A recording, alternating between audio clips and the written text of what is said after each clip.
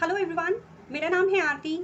Welcome back. आज morning में जब मैंने अपना फ़ोन देखा, जब मैंने देखा कि आज नो टोबैको डे है, तो मुझे कुछ याद आया जो मुझे आप लोग के साथ शेयर करना था काफ़ी लंबे अरसे से। और आज एक प्लेटफॉर्म है लकीली, तो मैं चाहूँगी कि मैं अपने कुछ एक्सपीरियंसेस आप लोग के साथ शेयर करूँ। तो अगर आप हमारे चैनल पे न्यू हैं तो मैं आपको बता दूं, हमारा जो चैनल है ये बेसिकली चाइल्ड केयर प्रेगनेंसी से रिलेटेड है, जहाँ पे मैं अपने एक्सपीरियंसेस शेयर करती हूँ और डेली वीलॉग्स बनाती हूँ। सो अगर आप इसमें इंटरेस्टेड हैं so you can subscribe to our channel. बाकी आज का टॉपिक थोड़ा हटके है और एक चीज़ कहना चाहूँगी कि वीडियो को एंड तक ज़रूर सुनिएगा।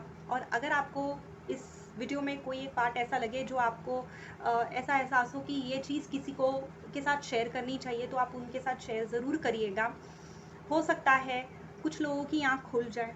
देखिए क्या होता है कि अगर हमारे साथ कुछ हो रहा है गलत, तो हमें उससे कोई ख़ास फ़र्क नहीं पड़ता। थोड़ा पड़ता है लेकिन कुछ ख़ास फ़र्क नहीं पड़ता। अब मेरी बात करो मैं शादी के पहले और स्पेशली डिलीवरी मतलब मेरी बेबी होने से पहले मैं बहुत ही दिलेर थी। मुझे फ़र्क नहीं पड़ता था, मुझे कुछ हो जाए अगले पल मुझे कोई फ़र्क नहीं पड़ता था। लेकिन आज मेरे साथ कई ज़िंदगियाँ जुड़ी हैं और मैं अपनी ज़िंदगी को बहुत प्यार करती हूँ। लेकिन बहुत से ऐसे लोग हैं जो ज़िंदगी को प्यार करते हैं, बहुत ही लाइटली लेते हैं। तो बात आज हम करेंगे टोबैको की। जब बात टोबैको की आती है, तंबाकू जर्दा की आती है, तो मुझे अपने पापा याद आते हैं, क्योंकि मैंने अपने पापा को खो दिया है कैंसर की वजह से।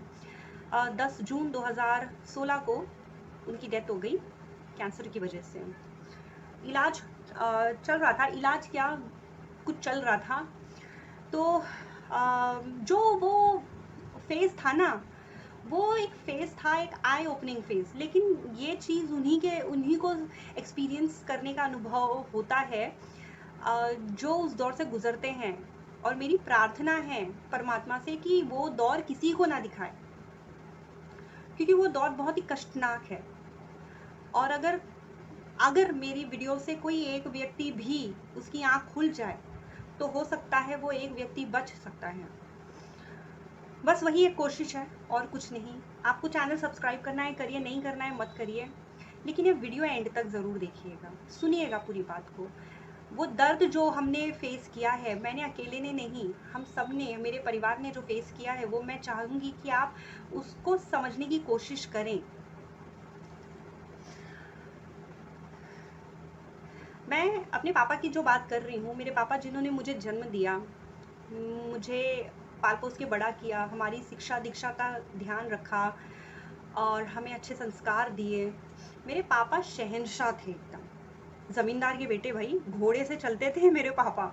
हम गाँव जाते तो पापा की फ़ोटोज़ हम देखते थे भाई, मतलब बिल्कुल नवाब। तो नवाब थे। मुंबई आए, एक सपना देखा था उन्होंने, बड़े से घर, छोटा सा फैमिली। किया उन्होंने साकार उस चीज़ को और राजा के जैसे जिए हैं वो। पापा बात नहीं करते थे, पापा दहाड़ते थे और सामने वाले की पैंट गीली हो जाती थी। हम डर जाते थे, हम छोटे थे, हमें लगता था पापा झगड़ा कर रहे हैं क्या, तो हम डर जाते थे। फिर पापा की जब बात हम सुनते थे तो समझ में आता था नहीं, ये तो पापा का स्टाइल है बात करने का। तो फिर ऐसा लगता था ये कौन सा स्टाइल है कि आप सबको डरा देते। बाकी हिम्मत नहीं थी पापा से कुछ कहने की हमारी। पापा कभी अगर गुस्से से हमको देख लेना तो भाई हमारी हालत टाइट हो जाती थी। मुझे एक वाकया याद है, एक दिन पापा बहुत नाराज़ थे, बहुत गुस्सा थे। हम सब दूसरे कमरे में थे, पापा अपने कमरे में थे। तो पापा ने पहले मम्मी को बुलाया, मम्मी गई, पापा ने मम्मी को बहुत डांटा, वहाँ पे बिठा लिया, काफ़ी देर तक डांटा पापा ने।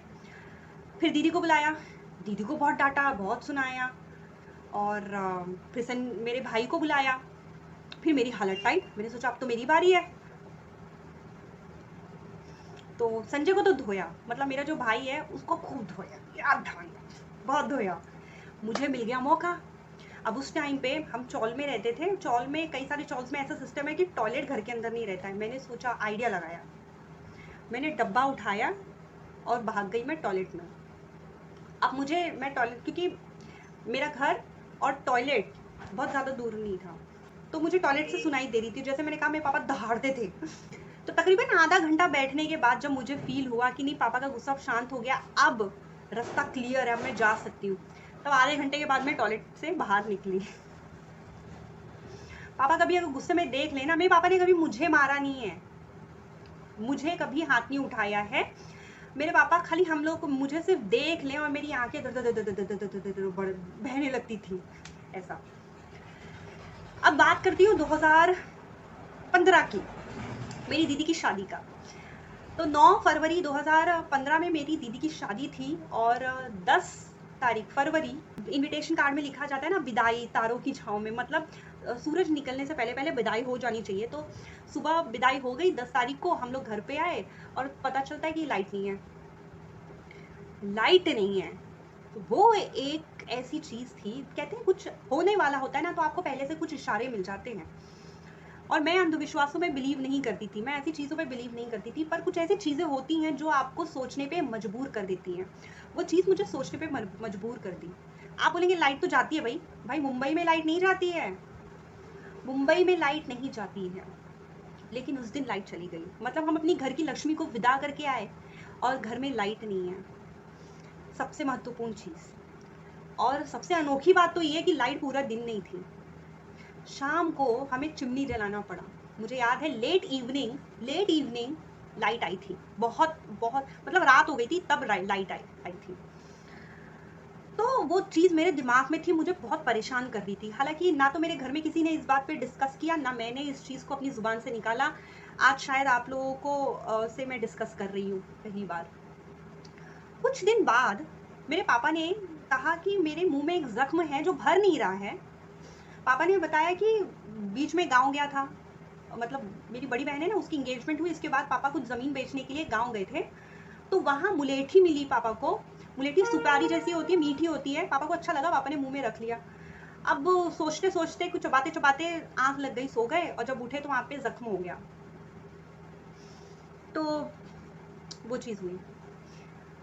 तो पापा ने कहा कि जख्म वही हो गया लेकिन भर नहीं रहा है, अब मैं डॉक्टर को दिखा के आता हूँ। अब तक तो मौका नहीं मिला, शादी में भाग दौड़ थी। तो पापा गए सायन हॉस्पिटल, मुंबई में एक है सायन हॉस्पिटल, गवर्नमेंट हॉस्पिटल, बहुत अच्छा हॉस्पिटल है, पुराना हॉस्पिटल है। वहाँ गए, कुछ टेस्ट वगैरह हुआ, रिपोर्ट्स के लिए 1-2 दिन बाद बुलाया। तो उन लोगों ने कहा कि इसका इलाज यहाँ पे नहीं होगा, आपको टाटा मेमोरियल जाना पड़ेगा। तो पापा मेरे जो है उनको मुंबई का चप्पा चप्पा पता था और उस चप्पे चप्पे का इतिहास पता था। जब टाटा मेमोरियल की बात हुई तो पापा समझ गए। घर आए, पापा ने बताया ऐसा ऐसा है। तो जब हमें पता चला हमारे पैरों तले ज़मीन निकल गई। अब क्या करते, हौसला जुटाया, कैसे कैसे गए टाटा मेमोरियल। पापा का रिपोर्ट्स देखा उन्होंने, फिर कुछ रिपोर्ट्स मंगवाए साइन से। मुझे याद है मैं गई थी साइन में, वो रिपोर्ट्स जो मांगा था वो लाकर टाटा मेमोरियल पे दिखाया। तो रिपोर्ट्स देखने के बाद फिर डॉक्टर ने सजेस्ट किया कि बायोप्सी होगी, एक बायोप्सी करेंगे। तो वो हुई, पापा के नाक में नली डाल दिया। बायोप्सी होता है कि आपको कहीं पर अगर जख्म है तो उस हिस्से को काट कर सैंपल के तौर पर लेबोरेटरी में भेजा जाता है और फिर रिपोर्ट आती है कि प्रॉब्लम क्या है। तो बायोप्सी हुई, मतलब पहले जो जख्म है वो भरा नहीं है, उसको बायोप्सी के लिए काटना पड़ा और नली डाल दी, क्योंकि पापा के मुंह में जख्म है, खा तो नहीं पाएंगे अब, तो नली डाल दिया। अब उस दिन जो पापा ने खाया था वो आखिरी खाना था, उसके बाद पापा कभी कुछ खा नहीं पाए। सिर्फ ललचाते थे कि ये चीज़ खाने का मन है, आम खाने का मन है, ये खाने का मन है, लेकिन खा नहीं सकता हूँ। तो हम सिर्फ लिक्विड्स या सूप जो भी देना होता था हम नली के थ्रू डालते थे, जो पेट में डायरेक्ट, जिसका कनेक्शन था वो डायरेक्ट पेट में जाता था। तो इस तरह से पहली बायोप्सी हो गई। रिपोर्ट आया, रिपोर्ट में डॉक्टर ने कहा कि किसने बोला है कि आपको कैंसर है, कुछ नहीं है, आप जाइए सायन में या कहीं और पे आप जाइए, वहाँ पे ट्रीटमेंट करवाइए, कैंसर आंसर कुछ नहीं है। मुझे याद है मैं और मेरे पापा वहाँ से हंसते हुए बड़े खुशी मन से निकले थे हॉस्पिटल से। मैंने भगवान को शुक्र मनाया है कि थैंक यू वेरी मच। पापा गए साइन वापस से, साइन वालों ने देखा, उन्होंने बोला यहाँ पे इसका इलाज नहीं होगा, आपको टाटा मेमोरियल ही जाना होगा। पापा गए वापस से टाटा मेमोरियल, क्योंकि भाई जख्म था, दर्द था, तकलीफ थी, इलाज होगा, इलाज चाहिए। टाटा मेमोरियल वापस से गए, वापस से उन्होंने रिपोर्ट्स वगैरह स्टडी किया, वापस से बायोप्सी हुआ, वापस से तकलीफ और हो गई। जो डॉक्टर ने पापा को मेडिसिन दिए वो एक्चुअली कैंसर का मेडिसिन नहीं था, या किसी भी चीज़ का मेडिसिन नहीं था, वो था पेन किलर। क्योंकि आपको काटा है, आपको तकलीफ होगी, उस दर्द को दबाने के लिए पेन किलर था। तो दवाई दिया। तीसरा बायोप्सी हुआ, क्योंकि दूसरे बायोप्सी में भी उन्होंने ये कहा कि कुछ भी नहीं है, लेकिन तकलीफ थी, इसीलिए कुछ दिन बाद वापस से बुलाया और वापस से बायोप्सी किया। और तीसरे बायोप्सी में फिर डॉक्टर ने कहा कि कैंसर है 3rd स्टेज पर। डॉक्टर ने सजेस्ट किया रेडिएशन और कीमोथेरेपी करेंगे, ये दवा दिया जाएगा। तो एक आस बंध गई। हालांकि कैंसर का नाम सुनकर तो हम कांप गए, हमारी रूह कांप गई, लेकिन क्या कर सकते थे भाई, जो लिखा होता है नसीब में वो हर किसी को झेलना पड़ता है। हर किसी के लाइफ में अप्स एंड डाउन्स आते हैं। So it was a phase, बहुत मुश्किल दौर था जिससे हम गुजर रहे थे। So we had to go through it. तो तीसरा जो बताया उन्होंने, तीसरा स्टेज है, मुझे बहुत गुस्सा आया उस चीज़ पर, क्योंकि मेरी बुद्धि बहुत छोटी है, मुझे जानकारी तो थी नहीं, लेकिन मुझे गुस्सा आया कि शायद आप लोगों ने पहले बराबर से बायोप्सी किया नहीं, आप बार बार तकलीफ देते जा रहे हो, काटते जा रहे हो, काटते जा रहे हो, आप लोग की रिपोर्ट में नहीं आया, डायरेक्टली अब इतना देर हो गया कि आप बोल रहे हो 3rd स्टेज पे है। बराबर किया होता बायोप्सी तो इलाज अच्छे से हो जाता। मेरे दिमाग में आ रहा था, काश मेरे पास बहुत सारा पैसा होता, मैं अपने पापा को ले जाती अब्रॉड में ट्रीटमेंट करवा देती, इतना झंझट ही नहीं है यहाँ। तो फिर डॉक्टर ने कहा रेडिएशन और कीमोथेरेपी होगा। रेडिएशन और कीमोथेरेपी एक ऐसा प्रोसेस होता है जो उसके जो जीवाणु होते हैं उसको दबाने की, उसको रोकने की, कंट्रोल करने की कोशिश की जाती है। इसकी सेल्स खत्म नहीं होते हैं, वो उभरते हैं बाद में। तो रेडिएशन होता है लेज़र बीम्स के थ्रू, रेडिएशंस के थ्रू उसको कम करने की, कंट्रोल करने की कोशिश की जाती है। तो पापा के मुंह पे यहाँ पे था, तो यहाँ पे दिया जाता था रेडिएशन, जो जैसे जला होता है ना, वैसा कुछ असर हो रहा था, काला काला हो गया था पापा की स्किन पूरे। कीमोथेरेपी होता है कि दवाइयों का कुछ कॉम्बिनेशन होता है जो इसी जीवाणु को कंट्रोल करने के लिए, खत्म नहीं होता है, रोकने के लिए, दबाने के लिए वो इंजेक्ट किया जाता है। जैसे ग्लूकोज चढ़ाया जाता है, वैसे ही वो चढ़ाया जाता था दवाई। तो तकरीबन 1.5-2 महीने के आसपास का ये पूरा प्रोसेस था। कुछ चीज़ों के लिए रेगुलर जाना पड़ता था, कुछ चीज़ें जो होती थी वो एक टाइम इंटरवल के बाद हुआ करती थी। तो रेडिएशन कीमोथेरेपी हुआ, उसके कुछ टाइम बाद डॉक्टर्स ने बुलाया था, कुछ टेस्ट किया, उन्होंने बोला कि अब आप एक लंबी छुट्टी के लिए जाइए, गाँव जाइए आराम से। डॉक्टर ने कहा, हम बहुत खुश हुए। पापा ने अपने गांव में अपना एक ड्रीम हाउस बनाया था। पापा ने मुझसे जिक्र किया, इस बार मैं जाऊंगा अपने घर में ढेर सारे दिए लगाऊंगा, वहाँ पे दिवाली बनाऊंगा। एक्चुअली मेरे पापा जो थे वो मेरे बाबा के मझले बेटे थे।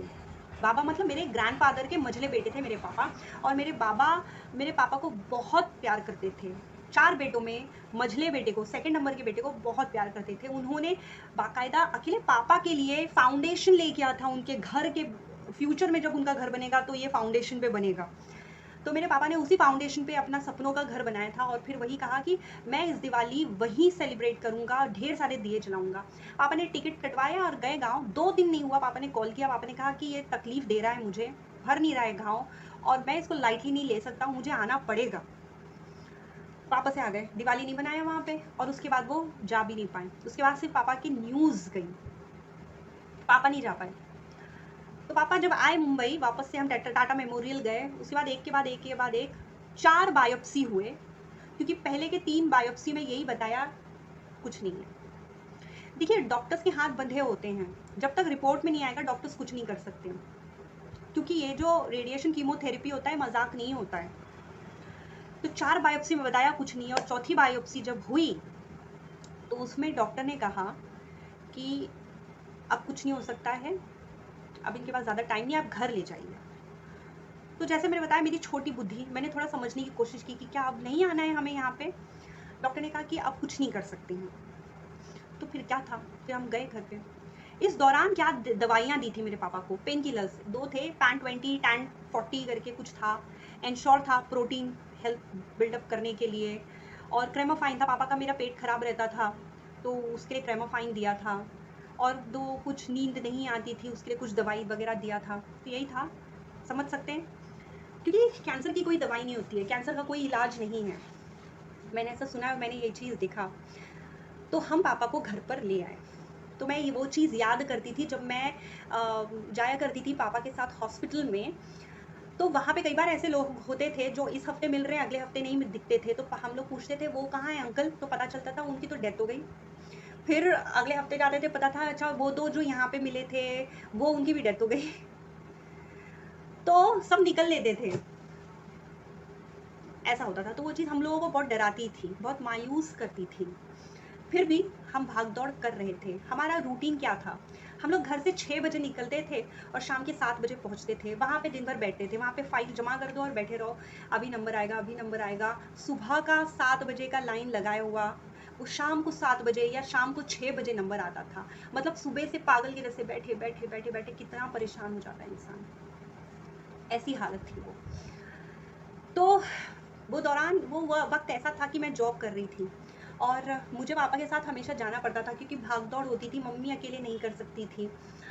तो मैंने सोचा कि मैं अपने ऑफिस से रिज़ाइन, अपने जॉब से रिज़ाइन कर देती हूँ। मैंने अपने ऑफिस में रेजिग्नेशन लेटर डालने की कोशिश की, लेकिन मेरे बॉस, उनको पता था कि आरती किस मुश्किल दौर से गुजर रही है। मैं वो एक रोल प्ले करती थी जो बिजनेस लाता है, और एक बिजनेस है तो ही कंपनी चलती है, ये हम सबको पता है। मेरे सरदार बॉस, एक सिख की हमेशा इज्जत करना। सिख कम्युनिटी सिर्फ अपने घर के लिए, अपने समाज के लिए नहीं, पूरे देश और दुनिया के लिए हमेशा मर मिटने के लिए तैयार रहता है। एक ऐसे ही सिख थे वो मेरे बॉस। उन्होंने मुझसे कहा, आरती आपको, आरती मैडम, आरती मैडम आपको जब आना है तब आओ, जब जाना है आप तब जाओ। और उन्होंने मेरा 1 रुपया नहीं काटा। मैं ऑफिस जा नहीं पाती थी, कभी भूले भटके अगर चली भी गई ऑफिस, अचानक से फ़ोन आ गया, कोई इमरजेंसी आई, मुझे जाना पड़ता था। मुझे शर्म आती थी, लेकिन रिस्पॉन्सिबिलिटी मेरे घर के प्रति ज़्यादा थी। ऑफिस का तो हम बाद में भी देख लेते। तो वो दौर, वो वक्त मैं कभी नहीं भूल सकती। मैं हॉस्पिटल में इंसान क्या खाएगा, मैं सुबह कुछ चाय बिस्किट कुछ खा लेती थी और डायरेक्ट शाम को आकर मैं कुछ खाने का मन ही नहीं करता था, उल्टी आती थी कुछ खाने का। जो खाने को मिल जाता था वो मैं खा लेती थी। तो मुझे अपने अंदर से घिन आती थी। मुझे हॉस्पिटल का माहौल बिल्कुल पसंद नहीं था, लेकिन मजबूरी थी, मुझे जाना पड़ता था। तो हम सबकी हेल्थ डिग्रेड हो रही थी वहाँ पे। तो अब अप्रैल में जब डॉक्टर ने जवाब दे दिया, हम घर पे ले आए पापा को। 1 महीने के अंदर मैंने देखा पापा का जो हेल्थ है बिल्कुल ड्रास्टिकली, बिल्कुल एकदम ख़त्म। पापा की बोलने की क्षमता चली गई, पापा का मेमोरी बिल्कुल चला गया, बिल्कुल चला गया। पापा चल भी नहीं पाते थे, बिल्कुल काँप-काँप के उठ के खड़े होते थे। मम्मी सहारे से लेके जाती थी बाथरूम। तब तक हमारे घर में टॉयलेट बाथरूम्स वगैरह सब बन चुके थे। तो मम्मी ले जाती थी, पापा का सब कुछ वही करती थी। उसके बाद मई के मंथ तक ऐसा होने लगा कि वो जो ज़ख्म था वहाँ से पस निकलने लगा। अब पस वगैरह ऐसी चीज़ों को देखकर किसी का भी मन जो होता है वो मन अंदर से खराब होता है, लेकिन मेरी मम्मी सब करती थी क्योंकि भई उनके पति हैं, परमेश्वर हैं। मेरी मम्मी सब कुछ करती थी। तो hats off to all those women जो अपने पतियों के साथ हर मुश्किल वक्त पे खड़ी रहती हैं। कई बार मैंने देखा है मेल जो होते हैं ना, अपनी पत्नियों को कहते हैं तुम दिन भर आखिर घर में करती क्या हो? घर में होता ही क्या है करने के लिए? झाड़ू पोछा लगाए, खाना पीना खाए, खाए पिया, आराम से तुम लोग सोते हो, दोपहर में हम लोग तो खटते हैं। लेकिन भाई घर में क्या होता है वो किसी को नहीं पता है। और यही वो औरत मजबूती से अपने पति के साथ हर जगह खड़ी होती है जहाँ पे उसको ज़रूरत पड़ती है। तो मेरी मम्मी बहुत ही स्ट्रांगली हर जगह पे खड़ी रहती थी। अब आया जून, मई तक तो पापा सब कुछ भूल चुके थे और धीरे-धीरे हर दिन बदतर होती जा रही थी पापा की तबीयत। हम सबको तो भूल चुके थे पापा, हम लोगों को पहचानते नहीं थे। लेकिन 5 जून को दोपहर का वक़्त था, संडे था, तो मैं घर पे थी। पापा अचानक से उठने की कोशिश करते हैं काँपते-काँपते। मम्मी ने उनको पकड़ने की कोशिश की, तो पापा अपना वॉलेट ढूँढने लगे। पापा से हमने जानने की कोशिश की एग्जैक्टली आपको क्या चाहिए, तो पापा ने अपना वॉलेट जो है वो ढूंढा और उसको ओपन करने की कोशिश किया और ओपन किया तो उसमें कुछ था नहीं। तो तो पापा जो हैं वो मेरे अपना वॉलेट उन्होंने ढूंढा, उसमें कुछ पैसे मिले नहीं पापा को। फिर उन्होंने अपना थैला उठाया, थैले में एक डायरी रखी थी पापा की, डायरी में जिसमें अपना लेखा जोखा सब लिखते थे।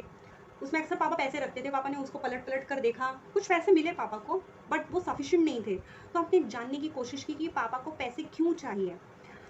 तो पापा तो बता नहीं पा रहे थे। पापा ने काँपते हाथों से कुछ लिखा डायरी में। पापा ने लिखा कि आरती का बर्थडे है आज और उसके लिए केक मंगवाई है। और मेरी भाभी के लिए एक मैसेज था कि उन्हें कहिए कुछ अच्छा बनाए, घर में आरती को अच्छा खिलाए पिलाए। तो वो पढ़ के तो भाई मेरी आंखें भर आई। मतलब मेरे पापा जो हम सबको भूल चुके थे 1 महीने पहले, आज उन्हें मेरा बर्थडे याद आ गया। मेरा बर्थडे एक्चुअली 5 जून को नहीं होता है, 2 दिन पहले पापा को याद आ गया, 7 जून को रहता है। बट वो मेरे लिए एक अनमोल तोहफा था, ज़िंदगी भर के लिए अनमोल तोहफा। पापा ने कुछ वक्त पहले मुझे पैसे दिए थे पासबुक के साथ कि आप मेरे बैंक में उसे डिपॉजिट करा देना। हॉस्पिटल आने जाने के चक्कर में मैं जा नहीं पाती थी। तो फिर मैंने पापा को दिखाया, मैंने पापा को बताया कि पापा ये पैसे आप ही के दिए हुए हैं और इसका हम केक खरीद लेंगे। पापा ने ऐसे किया। तो 7 जून को ऑफिस में हमने केक वेक काटा था, घर पे कुछ बना था, बस ऐसे ही हम लोग ने साधारण तरीके से मेरा जन्मदिन मनाया था क्योंकि मेरे पापा की इच्छा थी। और 10 जून को जो है मैं ऑफिस जाने के लिए रेडी हुई। मतलब रेडी हो ही रही थी, मैं बाथरूम में गई थी। मेरी मम्मी ने मेरे पापा को दवा पिलाया और लेटा दिया था और सिरहाने एक कॉर्नर में मम्मी बैठ के कुछ सोच रहे थे। फिर मम्मी ने कहा अनायास ही मेरे आंखों से ना पानी गिरने लगे। मैं सोच रही मेरे आंखों से पानी क्यों गिर रहे हैं, लगातार ही दोनों आंखों से पानी गिर रहे हैं। अचानक मेरी भाभी आई, आवाज़ दिया मम्मी को, कुछ काम था, इशारा सॉरी आवाज़ नहीं दिया, इशारा किया तो मम्मी वहाँ पे जाने लगी। तो मम्मी ने पापा को देखा तो पैर उठा हुआ था। मम्मी ने सोचा पैर सीधा कर देती हूँ, आराम से सो रहे हैं पापा, सोएंगे। तो जैसे ही पैर को हाथ लगाया पैर ढुबुक करके गिर गया और मम्मी समझ गए। तो मम्मी जब चिल्लाए, रोने लगे, तब मैं भी बाथरूम से जल्दी जल्दी निकली। तब तक मेरे पापा गुजर चुके थे। तो इस तरह मेरे पापा का देहांत हो गया कैंसर की वजह से। तो कभी कभी जो होता है ऐसा एहसास होता है कि आपकी पढ़ाई लिखाई 2 टके की है, किसी काम की नहीं है, अगर आप अपने माँ बाप के लिए कुछ कर ना पाओ। मेरे दिमाग में ना 2 चीज़ें आती हैं। पहली चीज़, जब मेरे पापा अपने पहले बच्चे को स्कूल में डाल रहे थे, मेरी बहन सबसे बड़ी है, तो पूरे गांव परिवार वालों ने ना पापा को कहा था कि लड़की पराया धन होती है, इसके पीछे इतना खर्च करोगे, इंग्लिश मीडियम में डालोगे, आखिरकार इसको जाना है दूसरे घर में, दूसरा इंग्लिश मीडियम में पढ़ाओगे तो उसके लेवल का लड़का ढूंढना पड़ेगा, उतना दहेज देना पड़ेगा, उतनी आपकी हैसियत नहीं है। पापा ने इन सारी बातों को दरकिनार करते हुए अपने सपने को पूरा किया, अपने तीनों बच्चों को इंग्लिश मीडियम में पढ़ाया। एक टैक्सी ड्राइवर, उन्होंने कौन सा प्रोफेशन चूज़ किया, एक टैक्सी ड्राइवर का। जबकि मेरे बाबा, जिनके सबसे लाडले बच्चे थे, वो मेरे पापा को प्रलोभन दे रहे थे जब मेरे पापा मुंबई आ रहे थे कि आप यहाँ रहो, हम आपके लिए शॉप ओपन करके देंगे, आपको जो बिज़नेस करना है आप वो करिए। मेरे बाबा के पास अच्छा खासा पैसा था भाई, लेकिन मेरे पापा ने इनकार कर दिया। तो हालांकि मुंबई में पापा ने 2 घर बनाए, गाड़ी बनाया, बाबा की हेल्प से सब कुछ किया पापा ने। लेकिन जो कुछ किया हम उससे बहुत संतुष्ट हैं। हमारे पूरे परिवार में नाना नानी दादा दादी सबके, पूरी फैमिली में अगर मैं देखूं, कोई डॉक्टर है, लॉयर है, इंजीनियर है, इनकम टैक्स ऑफिसर्स हैं, सब गवर्नमेंट जॉब्स में हैं। लेकिन किसी के पास इतना गुर्दा नहीं था कि अपने बच्चों को सही पढ़ाई लिखाई दे सके। पार्शियलिटी भी किया उन्होंने। आज के जनरेशन में अगर किसी को इंग्लिश मीडियम में पढ़ाया भी तो सिर्फ लड़कों को। लेकिन हम उन खुशनसीब बच्चों में से थे जिनकी पढ़ाई को सर्वोच्च महत्व देते हुए मेरे पापा ने अपना सर्वस्व त्याग दिया है। ऐसा है। तो हम पढ़े लिखे हैं भैया।